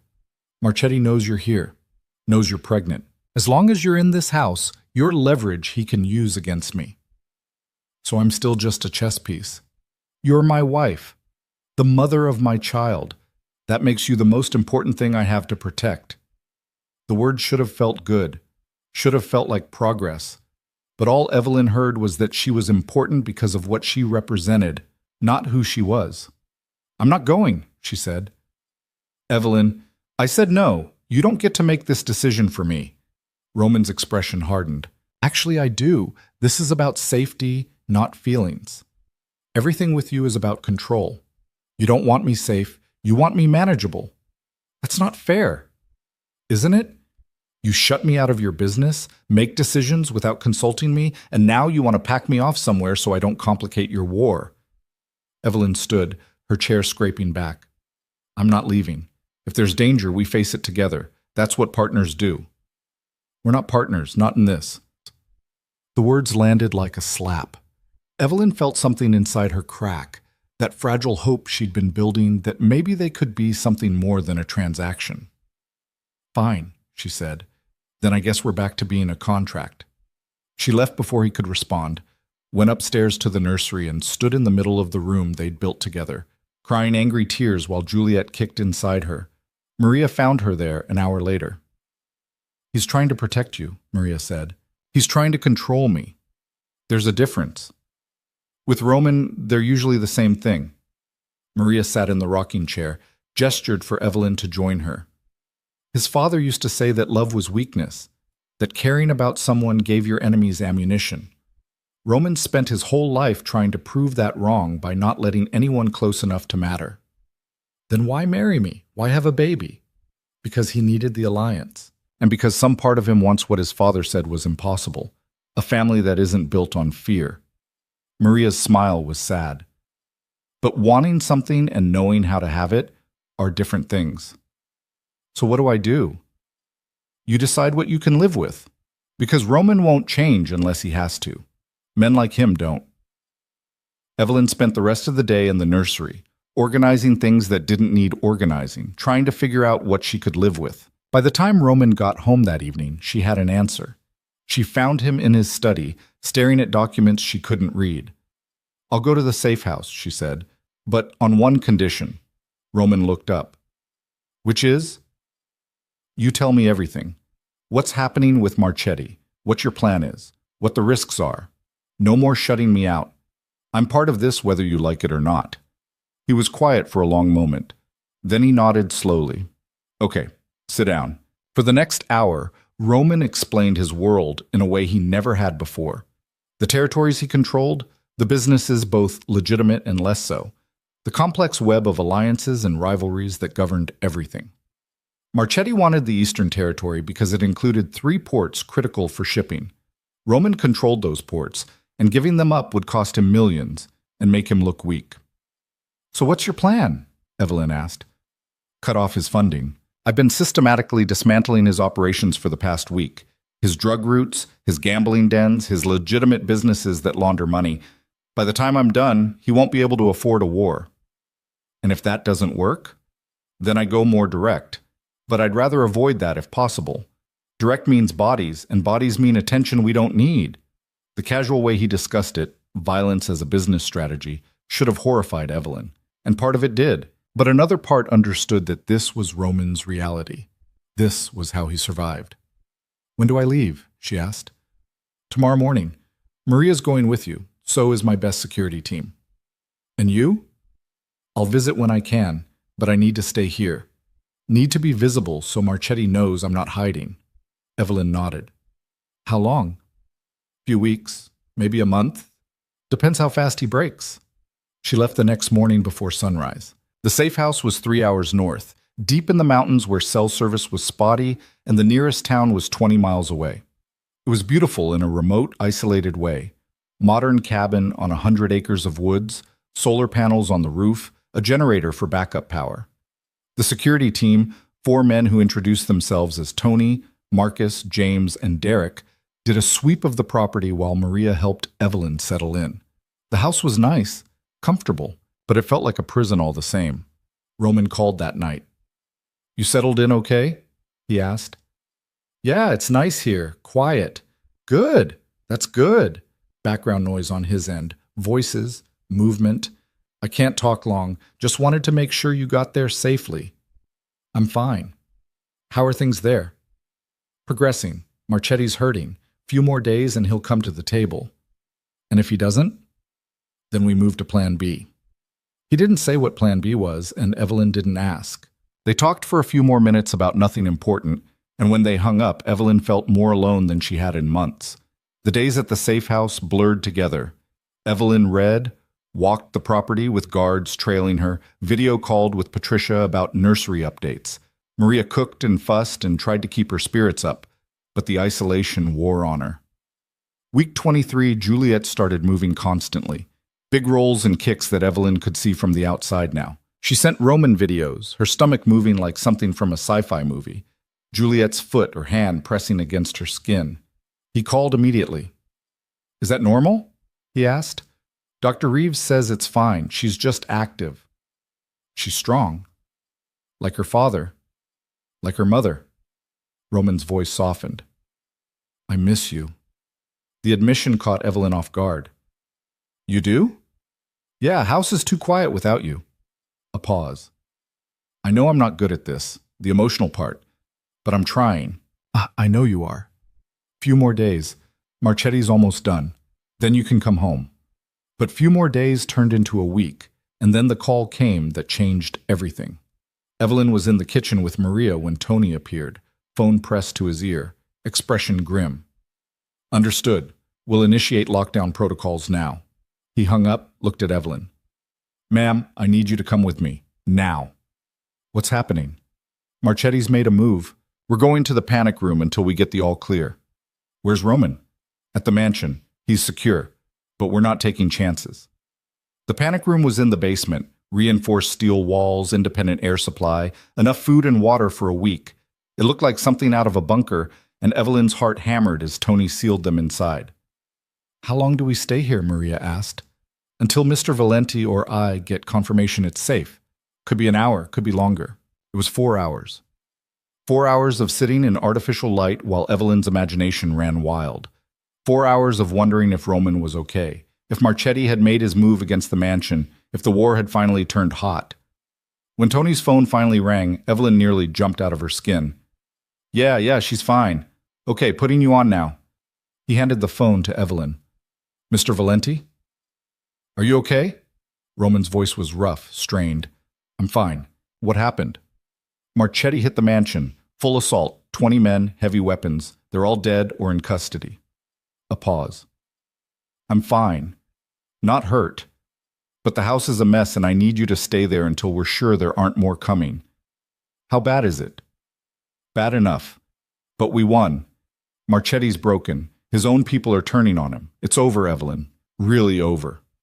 She should have felt relief, should have been grateful that the threat was neutralized, that they were safe. But all she could feel was the sick realization of how close she'd come to losing him. "I want to come home," she said. "Not yet. Give it another day. Let me clean this up first." But Evelyn was done waiting, done being protected from reality. "I'm coming home tomorrow, with or without your permission." "Evelyn? I mean it, Roman. I'm your wife. When someone attacks our home, I don't hide in the mountains. I come back." Silence on the other end. Then, "Okay, tomorrow. I'll send a car." That night, Evelyn barely slept. She kept thinking about Roman in that mansion, fighting off 20 armed men, surviving something that should have killed him. Kept thinking about what would have happened if it had gone differently. The car arrived at dawn. A new SUV with bulletproof glass and a driver who looked like he could bench press a truck. Tony and Marcus came with her. Maria, too. The drive back felt longer than it had leaving, every mile stretching out while Evelyn's anxiety built. When they finally pulled through the gates, Evelyn saw the damage. Bullet holes in the stone facade, windows blown out. Part of the east wing looked like it had caught fire. Security teams were everywhere, cleaning up debris and patching holes while contractors assessed the structural damage. Roman was standing in the foyer when she walked in. He had a bandage on his left arm and a cut above his eyebrow, but he was alive. That was all that mattered. Evelyn crossed to him without thinking, and Roman pulled her into a hug that felt desperate. "You're okay," she said against his chest. "I'm okay. We're okay." His hand went to her stomach. "All of us." "What happened?" He pulled back, gestured to the destruction around them. They came in hard, breached the east entrance, hit the security office first to disable cameras. Would have worked, except I had backup systems they didn't know about. His jaw tightened. "They made it to the second floor before we stopped them." "That's close to the nursery, yeah." Roman's expression went dark. "They knew exactly where to hit. Someone gave them detailed layouts." "Who?" "We're finding out. But it doesn't matter now. Marchetti's done. His organization is collapsing. His allies are abandoning him, and I've made it very clear what happens to people who threaten my family." Evelyn looked around at the damage, at the evidence of violence she'd been spared from seeing. "How many died?" 15 of his men. 2 of mine." Roman said it flatly, but she could hear the weight underneath. "Could have been worse. Could have been you. But it wasn't." He cupped her face. "I told you I'd keep you safe. I meant it." "You can't control everything, Roman. Sometimes bad things happen, no matter how careful you are." "I know, but I can sure as hell try." He kissed her forehead. "Come on, let's get you upstairs. You should rest." But Evelyn pulled back. "No, I want to see it, the nursery. I want to see what almost happened." "Evelyn, please." Roman hesitated, then nodded. He led her upstairs down the hallway she knew so well, to the nursery that had become a symbol of their fragile future. The door was riddled with bullet holes. The windows were blown out. Part of the ceiling had collapsed. But the worst part was seeing Juliet's crib, the one they'd picked out together, the one Roman had assembled himself, shredded by gunfire. Evelyn stood in the doorway, staring at the destruction, and felt something inside her shift. This was Roman's world. This was what he'd been trying to protect her from. And for the first time, she understood why he'd been so desperate to keep her away. "We'll rebuild it," Roman said quietly. "Better security, reinforced walls. It'll be safer." "That's not the point." "Then what is?" Evelyn turned to look at him. "The point is that Juliet is going to grow up in a world where people try to kill her father, where our house gets attacked, where we need panic rooms and armed guards just to feel safe." "I know. I'm sorry." "Don't apologize. Just tell me it's worth it. Tell me that whatever you're building is worth all this." Roman was quiet for a long moment. Then he took her hand, led her away from the destroyed nursery to his study. From a safe behind his desk, he pulled out a folder. "This is what I've been working on," he said, handing it to her. "For the past year." Inside were documents, business plans, legal filings, a transition strategy from illegal operations to legitimate enterprises, real estate development, import-export businesses that didn't involve anything criminal, long-term plans that looked more like a corporate restructuring than a crime family's operations. "I'm getting out," Roman said. "Not tomorrow, not next month. But over the next 5 years, I'm transitioning everything legitimate, because I don't want Juliet growing up the way I did. I don't want her to think violence is normal." "Why didn't you tell me?" "Because it's dangerous. The transition, I mean. There are people in my organization who won't like it. People outside who'll see it as weakness." "What happened with Marchetti? That's going to happen again. Maybe worse. And I needed to know you were safe before I started making waves." Evelyn stared at the documents, at the evidence of a future she hadn't known Roman was planning. "This is real? You're serious about this?" "As serious as I've ever been about anything." He took her hand. "I can't change the past. Can't undo the things I've done, but I can build something different for our daughter, something better. That's worth fighting for." For the first time since walking into that destroyed nursery, Evelyn felt hope. Not the fragile, desperate kind she'd been clinging to, but something solid, Real. Okay, she said. Then we do it together. No more secrets, no more shutting me out. If you're building a new future, I'm part of it. Even knowing how dangerous it'll be? Especially knowing that. She put her hand on her stomach. Juliet deserves parents who don't hide from the hard parts, who face things together. Roman pulled her close, and Evelyn let herself lean into him. They stood like that in his study, surrounded by evidence of violence and plans for peace, and for the first time since their wedding day, Evelyn felt like they were actually married. Not the contract kind, the real kind, the kind worth fighting for. Rebuilding took longer than anyone expected. Not just the house, but everything the attack had damaged. The nursery needed to be completely reconstructed with reinforced walls and bulletproof glass that looked normal, but could stop anything short of military-grade weapons. The security system got overhauled from top to bottom. Roman brought in consultants who specialized in making homes both beautiful and fortress-like, which turned out to be an actual profession. Evelyn watched it all happen, while her body changed in ways that felt both miraculous and uncomfortable. Week 25 brought swollen ankles and back pain that never quite went away.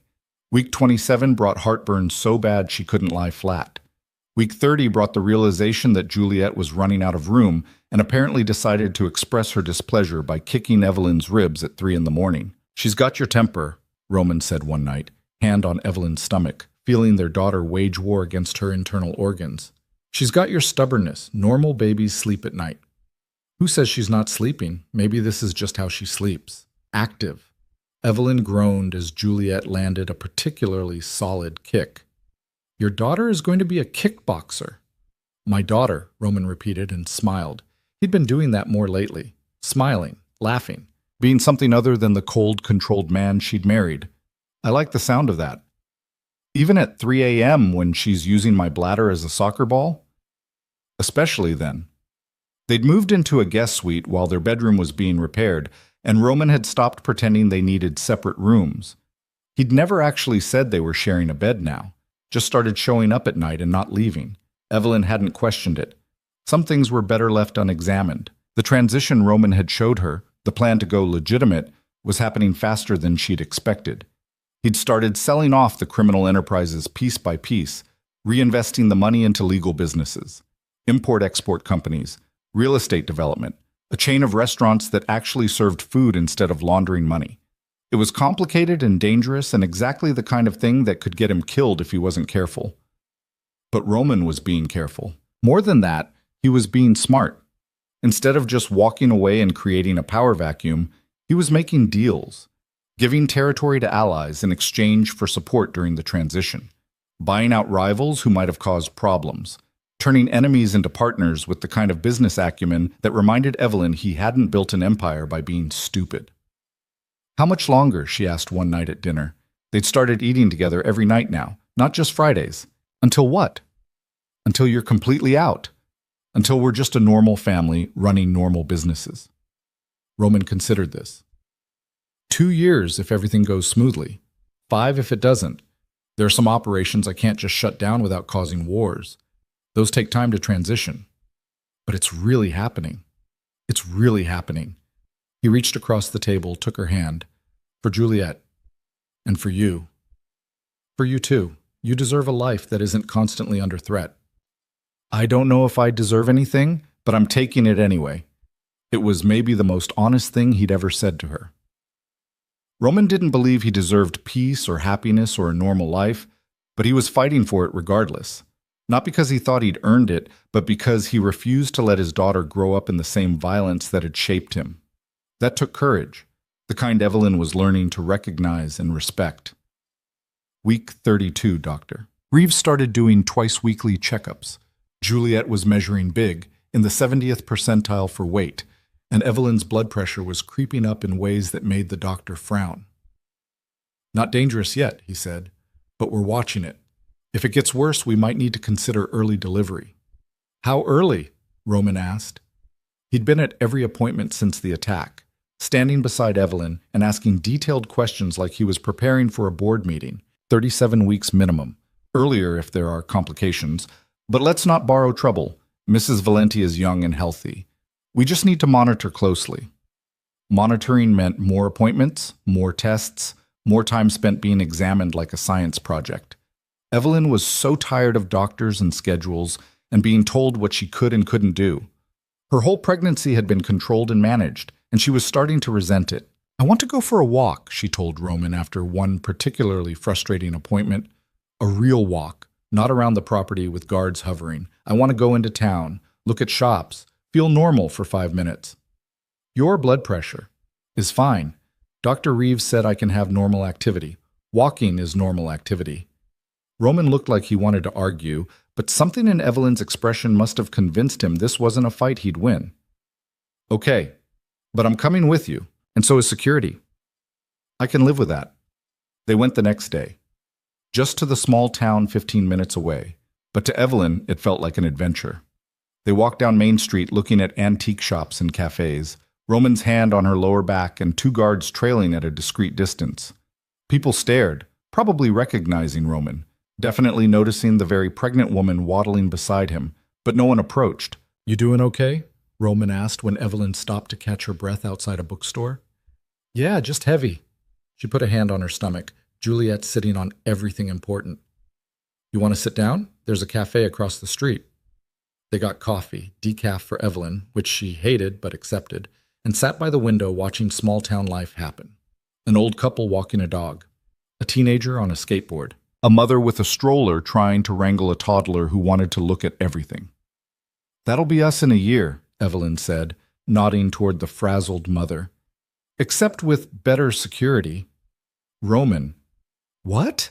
"I'm just saying our toddler will have armed guards. It's different." Evelyn laughed despite herself. "You're impossible. You married me anyway. Didn't have much choice at the time." "And now?" Roman asked. "If you could go back, knowing everything that happened, would you still do it?" It was a dangerous question, the kind that required real honesty instead of politeness. Evelyn looked at him. This man who'd bought her like property, treated her like an asset, and then slowly, painfully, learned how to see her as a person. "I don't know," she admitted. "The beginning was awful. You were awful. I spent months feeling like I'd sold my soul." "Fair. But somewhere along the way, it stopped feeling like a prison sentence and started feeling like something else. Something that might actually become real." She put her hand over his on the table. "So yeah, I think I would. Even knowing how hard it was going to be." Roman was quiet for a moment. Then, "I wouldn't." That hurt more than Evelyn expected. "What?" "If I could go back, I wouldn't make you marry me. Wouldn't put you through any of this. You deserved better than being traded like currency to secure an alliance." He turned his hand over, laced his fingers through hers. "But I can't go back, so instead I'm trying to build something that makes the beginning worth it. Something that gives Juliet the childhood we didn't have." "We're really doing this, aren't we? Trying to be actual parents instead of just people who happen to have a baby together." "Trying" being the key word. "I have no idea what I'm doing." "Neither do I. We'll figure it out together." They finished their coffee and walked back to the car, and Evelyn felt something settle in her chest. They weren't perfect, weren't even close, but they were trying, and maybe that was enough. Week 35 brought a different kind of crisis. Evelyn woke up at 2 in the morning with contractions that felt like her entire body was being squeezed in a vice. She tried to breathe through them, tried to convince herself it was just Braxton Hicks, but when they didn't stop after an hour, she woke Roman. "Something's wrong," she said. He was out of bed and on the phone with Dr. Reeves before she finished the sentence. 10 minutes later, they were in the car heading to the hospital, Evelyn gripping the door handle and trying not to panic while Roman drove too fast and talked to the doctor on speaker. "How far apart are the contractions?" Dr. Reeves asked. 7 minutes, Evelyn managed between breaths. "Okay, that's early, but not emergency territory. Get to the hospital. We'll assess when you arrive. Could be false labor, but we need to be sure." It was false labor. 3 hours of monitoring and tests confirmed that Juliet was just practicing, not actually ready to make her appearance. But the scare was enough to make Dr. Reeves change his protocols. "I want you on modified bed rest," he said. "Nothing strenuous. If you're not sitting or lying down, you should be. We need to get you to at least 37 weeks. "How modified?" Evelyn asked, already dreading the answer. Very. Think of yourself as a couch ornament for the next 2 weeks. Roman hired a nurse to stay at the house full-time. Her name was Sharon. She was probably 60, and she took her job so seriously that Evelyn started calling her the warden behind her back. Sharon monitored everything, what Evelyn ate, how long she stood, whether she was drinking enough water. It was suffocating and necessary, and Evelyn hated every minute of it. "I'm going to lose my mind," she told Maria one afternoon while Sharon was checking her blood pressure for the 3rd time that day. "2 more weeks, dear. You can survive 2 weeks." "I'm not sure I can. I feel like a prisoner again." "The difference is this time it's for your daughter, not because someone's controlling you." Maria squeezed her hand. "That matters." It did matter. Evelyn knew that logically. But being stuck on the couch while Roman was out handling business and the nursery was finally finished, and there were 1,000 things she wanted to do, felt like torture. Roman tried to help. He worked from home when he could, set up his laptop in their bedroom so Evelyn wouldn't be alone, brought her books and magazines and every streaming service known to humanity, sat with her for hours talking about nothing important just to pass the time. "Tell me about your childhood," Evelyn said one afternoon when she was so bored she could scream. "Before everything went bad." Roman looked uncomfortable with the question. He never talked about his past, not really, but after a moment he started speaking. "My mother used to take me to the park every Sunday. There was this playground with these swings that went really high, and she'd push me for hours if I asked, said she loved hearing me laugh." His expression softened with memory. "She was gentle, kind, everything my father wasn't. I think that's why he married her, wanted something soft he could control." "But she wasn't controllable." "No, she had her own mind, her own opinions. Used to argue with him about the business, about how he was raising me. They fought a lot." Roman's jaw tightened. "After she died, he blamed me. Said if I'd been a better son, she wouldn't have tried for another baby, wouldn't have died." "That's insane. You were 8 years old." "I know that now. Didn't know it then. Spent years trying to be perfect enough that he'd stop hating me." He looked at Evelyn. "That's why I was so controlling with you at the beginning. It's all I knew. Control everything, manage every variable, and maybe nothing bad will happen." "But bad things happen anyway." "Yeah, they do, which is why I'm trying to learn a different way." He put his hand on her stomach. "For her." Juliet kicked in response, and they both smiled. Their daughter had impeccable timing. Week 37 arrived like a finish line. Dr. Reeves did a full exam, declared Juliet healthy and ready whenever she decided to make her entrance, and cleared Evelyn for normal activity. "She could come tonight or 3 weeks from now," he said. "Babies operate on their own schedule, but whenever she arrives, you're good to go." The relief Evelyn felt at being released from bed rest was almost physical. She spent the next 2 days doing everything Sharon had forbidden, walking around the house, organizing the nursery for the 100th time, cooking with Maria, feeling human again. Roman watched her with amusement and poorly concealed anxiety. "What?" Evelyn asked when she caught him staring for the 3rd time that day. "Nothing. Just wondering when my phone's going to ring telling me you're in labor. Could be weeks still. Could be tonight." It was neither. Juliet waited another week and a half until Evelyn was 38.5 weeks pregnant and so uncomfortable she could barely sleep. When labor actually started, it was 3 in the morning and nothing like the dramatic water-breaking scenes from movies. Just cramping that gradually got worse until Evelyn realized these weren't practice contractions anymore. These were the real thing. "Roman," she said, shaking him awake, "it's time." He was up instantly, alert in a way that would have been impressive if Evelyn wasn't currently writing out a contraction that felt like her entire midsection was trying to turn inside out. The drive to the hospital was a blur. Roman calling Dr. Reeves, calling security to notify them, calling Maria to tell her they were going. Evelyn focused on breathing and not panicking, and trying to remember everything she'd read about labor in the dozen books Roman had bought her. Labor was long, 14 hours of contractions that got progressively worse, of doctors and nurses checking her dilation, of Roman holding her hand and looking more terrified than she'd ever seen him. At one point around hour 10, when Evelyn was exhausted and in pain and seriously reconsidering every choice that had led to this moment, she looked at him and said, "I can't do this." "Yes, you can." "No, I really can't. This is impossible." You're the strongest person I know. If anyone can do this, it's you. You're just saying that. I'm saying it because it's true. Roman brushed hair off her forehead. You survived me at my worst. You survived an attack on our home. You can survive this. It wasn't exactly poetry, but it helped. Evelyn gripped his hand through the next contraction and the one after that, and the 100 that followed until finally, Dr. Reeves said she could push. That part was a blur of pain and effort, and Roman's voice in her ear telling her she was doing great, almost there, just a little more.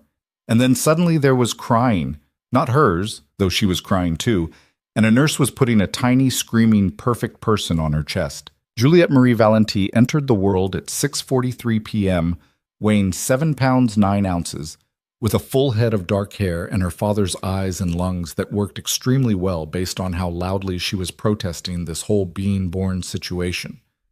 She's perfect, Evelyn said, staring down at her daughter in complete awe. She's loud, Roman said, but he was crying too. Actually crying, tears running down his face, as he looked at his daughter like she was the most miraculous thing he'd ever seen. Want to hold her? Evelyn asked. Roman looked terrified. I don't know how. Neither do I. We'll learn together.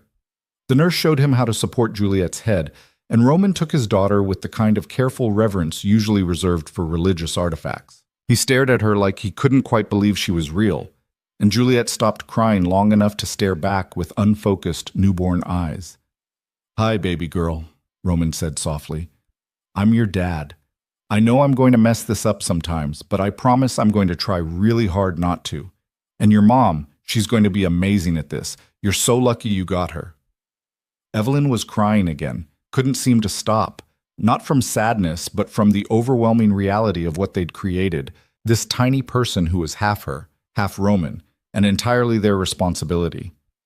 We're parents, she said. We're parents, Roman repeated, sounding just as stunned as she felt. The first few weeks home were chaos. Juliette had her days and nights confused, which meant she slept peacefully during the day and screamed like she was being murdered from midnight to 5 a.m. Evelyn was exhausted in a way she'd never experienced before, functioning on 2-hour blocks of sleep and caffeine and sheer determination. Roman tried to help, he really did. But watching him attempt to change a diaper while Juliette screamed and peed on him simultaneously was almost funny enough to make the sleep deprivation worth it. This is harder than running a criminal empire, he said one night at 3 a.m. while trying to figure out why Juliette wouldn't stop crying. That's because criminal empires don't need to be fed every 2 hours. Have you tried feeding her? Yes, Roman. I've tried feeding her and changing her and burping her and singing to her. She just wants to scream. Maybe she's got colic. Or maybe she's just a baby, and this is what babies do. Maria appeared in the doorway like an angel of mercy. Give her here. You two go sleep for a few hours. I've got her. You don't have to, Evelyn started. I raised 3 babies. I know what I'm doing. Go. Sleep. They went. Collapsed into bed together and passed out immediately, and when Evelyn woke up 4 hours later to the sound of Juliette fussing, she felt almost human again. It got easier, slowly. By week 6, Juliette started sleeping in 3-hour chunks. By week 8, she smiled for the first time, a real smile, not gas, and both Roman and Evelyn nearly cried. By week 12, they'd developed something resembling a routine. Roman started working from home more, set up an office in the suite next to the nursery so he could be close when Evelyn needed help. He took the early morning shift so Evelyn could sleep in, and he was surprisingly good at it. Walking around with Juliette against his chest, talking to her about business deals and territory acquisitions like she understood any of it. You're going to give her a complex, Evelyn said one morning, finding him in the nursery explaining the finer points of contract negotiation to their 3-month-old daughter. She should understand the business. When she's older, she can decide if she wants to be part of it. What if she wants nothing to do with it? Then she doesn't have to. That's the whole point. Roman adjusted Juliette in his arms. I'm building something she can walk away from if she wants. Something that won't pull her back in through violence or obligation. She gets to choose her own life. It was maybe the clearest articulation of what he'd been working toward. Not just going legitimate, but creating a future where Juliette had options, where she could be anything she wanted without the family business being an anchor around her neck. You're a good father, Evelyn said. I'm a work in progress. Aren't we all? The transition Roman had started was mostly complete by Juliet's first birthday. He'd sold off the last of the illegal operations, reinvested everything into legitimate businesses, and managed to do it without starting any new wars. A few old rivals had tested him, but Roman had handled it with a combination of business acumen and carefully applied pressure that reminded Evelyn he hadn't survived this long by being soft. But he was different now, softer in the ways that mattered. He came home every night for dinner. He took Sundays off completely. He'd even hired a CEO to run the day-to-day operations so he could focus on being present for Juliet. She won't remember this, Evelyn told him one Sunday afternoon. They were in the park, the same one Roman's mother used to take him to, watching Juliet toddle around on unsteady legs while Maria hovered nearby ready to catch her. I'll remember it, Roman said. That's what matters. Evelyn leaned into him, and Roman wrapped his arm around her shoulders. They stood like that watching their daughter discover the world, and Evelyn felt something she'd spent the past 2 years building toward. Contentment. Real, solid, earned contentment. I love you, she said. First time she'd said it. First time she'd been sure enough to say it out loud. Roman went very still. Then he turned to look at her, something vulnerable in his expression. You don't have to say that. I know. I'm saying it anyway. I love you, Roman. Not because we have a daughter together. Not because you're trying to be better. Because of who you are right now, in this moment. Imperfect and difficult and trying so hard to build something good. He kissed her then, soft and careful and full of things he probably didn't have words for. When he pulled back, he was smiling. I love you too. Think I have for a while now, just didn't know how to say it. You just did. They went back to watching Juliet, who'd discovered a dandelion and was trying to eat it despite Maria's gentle protests. Their daughter, their life, their hard-won, imperfect, real family. Later that night, after Juliet was asleep and the house was quiet, Roman found Evelyn in the nursery. She was sitting in the rocking chair they'd picked out together, just looking at their daughter sleep. You okay? He asked. Yeah, just thinking. About what? About how far we've come. About how I showed up to our wedding thinking my life was over, and now... She gestured at the nursery, at the sleeping baby, at the life they'd built. Now I can't imagine being anywhere else. Roman sat on the floor beside the rocking chair, took her hand. I'm sorry for how I was at the beginning, for treating you like property instead of a person. I know you are, and I forgive you, but more than that, I'm grateful. For what? For proving people can change, for showing me that even the worst beginning can turn into something beautiful if both people are willing to work for it. Evelyn squeezed his hand. We could have stayed in that cold, transactional marriage forever, but we didn't. We chose each other, chose to build something real. Best decision I ever made. Second best. First was marrying me. Roman laughed quietly. Fair point. They sat there in the nursery they'd built together, holding hands and watching their daughter sleep, and Evelyn thought about the girl she'd been on her wedding day, 18 and terrified and certain she'd just signed away her entire future for a business deal. That girl would have never believed this was possible, would have never imagined falling in love with the man who'd bought her like property, would have never thought she could find happiness in what started as a gilded cage. But she had. They both had. And in doing so, they'd proven something Evelyn's father and Roman's father and everyone who'd arranged this marriage had never understood. That people were more than contracts and obligations, that love was something you chose every day, not something that happened to you. That family wasn't about blood or duty, but about the people you decided to fight for. Juliet stirred in her crib, making the small sounds that meant she'd be awake and demanding food in about 5 minutes. Evelyn stood and Roman stood with her, both of them moving to the crib to look down at their daughter. Ready for another night? Roman asked. With you? Always. They lifted Juliet together, this tiny person they'd made who represented everything they'd overcome and everything they were building toward. And as Evelyn settled into the rocking chair with her daughter in her arms and her husband beside her, she realized something important. She wasn't just surviving anymore. She was living, really living, building a future that belonged to her instead of being handed down from people who saw her as a commodity. She'd entered this marriage as Evelyn Cross, a girl with no choices and no power.